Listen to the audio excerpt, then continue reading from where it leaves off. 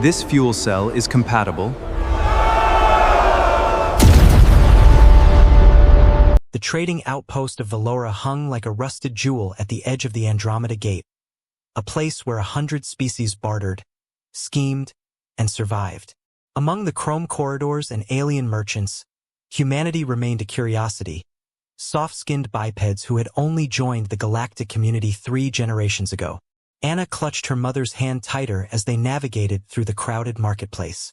The 7-year-old's other hand held her most precious possession, a small mechanical bird her father had built before his ship disappeared beyond the void nebula. Human eyes rarely find this deep sector. Perhaps I have exactly what you seek. Its silver wings could actually flap, and when wound up, it sang a melody that reminded her of Earth's vanished songbirds. "Stay close, sweetie," Sarah Chun whispered, pulling her daughter closer as a group of Kresh, massive reptilian traders known for their aggressive business tactics, lumbered past. Canet watched from his vendor stall, his chromatic scales shifting from deep purple to concerned amber. As a Draconian, he had seen countless species pass through Velora, but humans always fascinated him. They were so fragile, yet they had ventured into the stars with a courage that bordered on madness.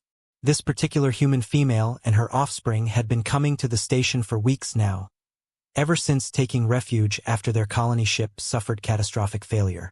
The incident happened so quickly that even Canet's predator reflexes almost missed it. A gang of Kresh thugs, emboldened by local corruption and the station's failing security systems, decided the human woman looked like easy prey. The largest one, a scarred brute named Grayax, deliberately shouldered into Sarah, sending her crashing against a metal support beam. Anna stumbled, and her mechanical bird flew from her hands, skittering across the floor. "Mommy!"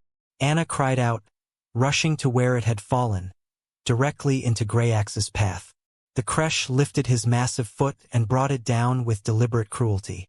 The mechanical bird shattered with a sound that seemed impossibly loud in that moment, tiny gears and springs scattering like metallic tears. Anna's scream pierced through the marketplace's din. Not a scream of fear, but of pure, heartbroken anguish. She dropped to her knees, gathering the fragments with trembling hands. "You broke it. You broke Daddy's bird."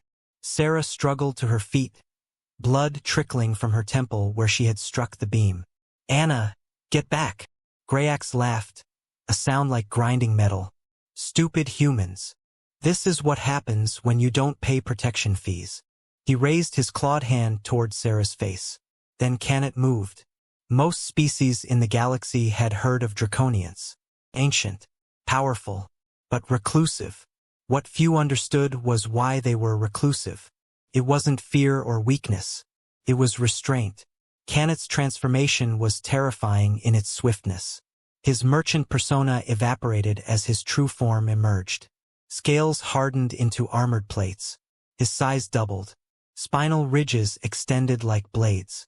His eyes blazed with an inner fire that had incinerated asteroids.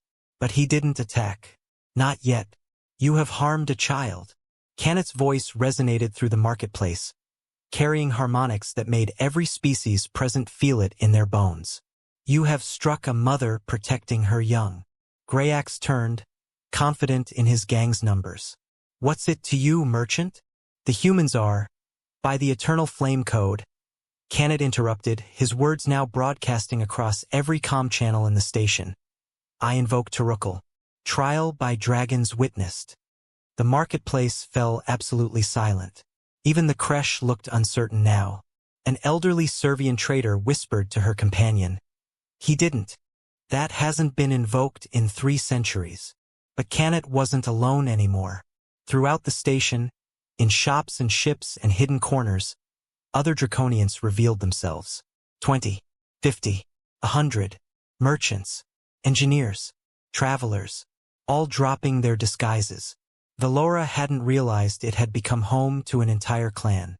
The eldest among them, scales like burnished gold, approached slowly. "Brother Canet speaks truth. We have witnessed the child's treasure destroyed, the mother's blood spilled, the offenses recorded. Anna, still crying, looked up at the massive beings surrounding her. They broke Daddy's bird. It was all I had left of him. And they hurt my mom. Something ancient stirred in the Draconian elder's eyes. Little human, do you know what your species does that amazes us? You are fragile, yet you explore. You are brief, yet you build for centuries you'll never see. You are small, yet you stand against the darkness. He turned to Greyax, and his voice became judgment itself.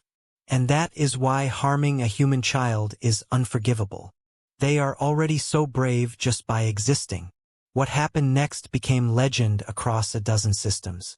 The Kresh gang was removed from Velora, not killed, for Draconians followed strict honor codes, but stripped of every credential and asset, then transported to a prison world where they would spend decades contemplating their cruelty. But that was the legal punishment. What Anna would remember forever came after. Canet knelt before her, his massive form somehow gentle. Young Anna, I cannot return your father's creation, but may I offer you something else? From beneath his scales, he produced a small crystal that pulsed with inner light. When Anna touched it, the crystal sang, not with her father's melody, but with something deeper, the song of stars being born, the harmony of solar winds, the ancient music of the cosmos itself. This is a hearthstone, Canet explained softly. It belonged to my own daughter long ago. She would want you to have it. Anna's tears stopped. She looked at the crystal, then at Canet. Your daughter. She too was brave. She too loved music. Canet's scales shifted to a sorrowful blue. Keep it safe, little one. And know that you are not alone in this galaxy. The Draconians did more than that. They repaired Sarah's injuries using their advanced medical technology. They offered them permanent sanctuary on their homeworld if they wished. And, most surprisingly, they began teaching Anna their ancient crafting techniques. The broken mechanical bird could never be restored, but Anna learned to build new wonders. Each one carried forward her father's legacy. 3 months later, Anna created her first hybrid device, a fusion of human ingenuity and Draconian crystal technology. A bird that didn't just sing, but could translate emotions into light and sound. She named it Hope. Canet watched her demonstration with pride that warmed his scales to gold. Around the galaxy, the story spread. How a little human girl's tears had awakened the dragon's ancient protective instincts. How humanity's fragile courage had earned them the rarest thing in the cosmos. Draconian clan friendship. And in the darker corners of the galaxy, where predators lurked and bullies schemed, a new understanding took root. Humans might be soft, might be small, might be new to the stars, but they had dragons watching over them now.